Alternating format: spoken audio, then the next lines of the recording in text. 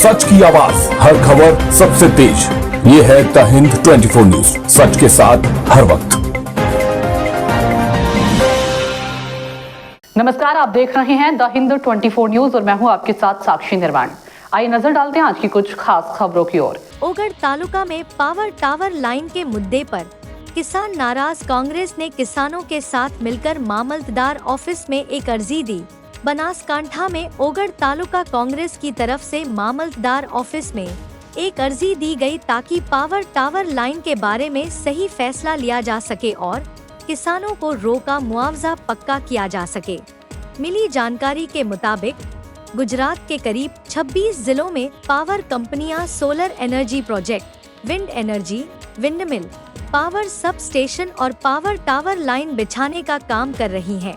भारत सरकार और गुजरात सरकार के नियमों में अंतर के कारण प्रभावित किसानों में बहुत गुस्सा है। ओगढ़ तालुका कांग्रेस प्रेसिडेंट वदन सिंह वाघेला की लीडरशिप में एक डेलीगेशन ने इस मुद्दे पर ओगढ़ मामलतदार ऑफिस में एक अर्जी दी।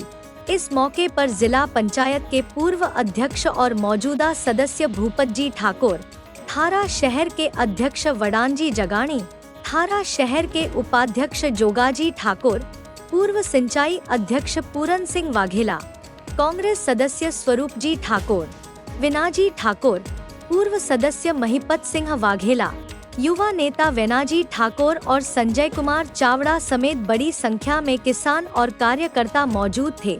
कांग्रेस ने ओगाड़ इलाके में बिजली टावर लाइन से किसानों को नुकसान होने की बात कहते हुए कुल 9 मांगों वाली एक अर्जी मामलतदार किरण भाई गोस्वामी को सौंपी। मामलतदार ने सभी मांगों को हेड ऑफिस भेजने का भरोसा दिया। कांग्रेस ओगढ़ तालुका कांग्रेस समिति द्वारा मामलतदार कचेरी ओगढ़ खाते 20 टावर। भारत माता की जय, जय जवान जय किसान। आज ખેડૂતોને ખૂબ તકલીફ છે અને અમે સરકારશ્રીને વિનંતી કરે છે કે ખેડૂતો આજે ખૂબ તકલીફમાં છે અને જે ખેડૂતોમાં આજે અદાણી દ્વારા ધોંભલા મારવામાં આવે છે એ ખરેખર ખેડૂતોને ભાડા પટ્ટા આપવા જોઈએ। ઘર મારું છે, દિવાલ મારી છે, મારા ઘરે જો મીટર લગાડે છે તો ભાડું કેમ? ખરેખર આ સરકારને ભાડું ન લેવું જોઈએ। તો હું સરકારશ્રીને વિનંતી કરું છું કે અમારા ખેડૂતોને ન્યાય આપો અને આવનારા સમયમાં અમે ઉગ્ર આંદોલન। જય જવાન જય કિસાન। આજે ગુજરાત પ્રદેશ કોંગ્રેસ સમિતિ દ્વારા આજે સમગ્ર ગુજરાતમાં આજે આવેદનપત્ર આપવામાં આવ્યું છે।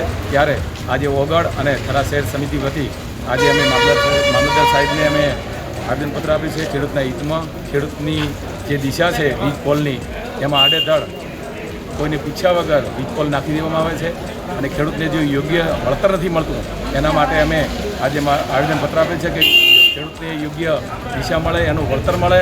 ચોમાસુ સત્રની અંદર ખેડૂતમાં જે જમીન સંપાદનનો જે કાયદો લગાવેલો છે, આજ રોજ ઓગળ તાલુકાના ખેડૂત દ્વારા સમગ્ર ગુજરાતમાં ચાલતું વીજ પુલની માગણી છે તે ખેડૂતને અન્યાય થઈ રહ્યો છે સમગ્ર ગુજરાતની અંદર।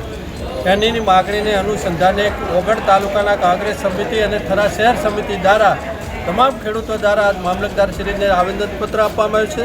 સાથે સાથે કહેવામાં આવ્યું છે કે જે ખેડૂતને પડતી મુશ્કેલીના પ્રશ્નો છે એનો સરકારશ્રીને વિનંતી કરીએ છીએ કે જેમ બને તો જલ્દી ઉકેલ લાવે અને આવનારા ભવિષ્ય તારીખ ખેડૂતની પરિસ્થિતિ ખૂબ વિકટ છે। સરકારશ્રીને વિનંતી કરી, સરકાર છે, મા બાપ છે અને 2 હાથ જોડીને વિનંતી કરીએ છીએ કે ખેડૂતના તમામ પ્રશ્નોનું તાત્કાલિક નિવારણ લાવે અને જે આ વીજ પુલની જે માગણી છે એ તમામ ખેડૂતને પૂરેપૂરું વળતર માગણીની સાથે પૂરો કરે એવી વિનંતી સાથે આજે કોંગ્રેસ સમિતિ ઓગળ તાલુકાએ મામલતદારશ્રીને આવેદનપત્ર આપ્યું છે। देखते रहिए द हिंद 24 न्यूज।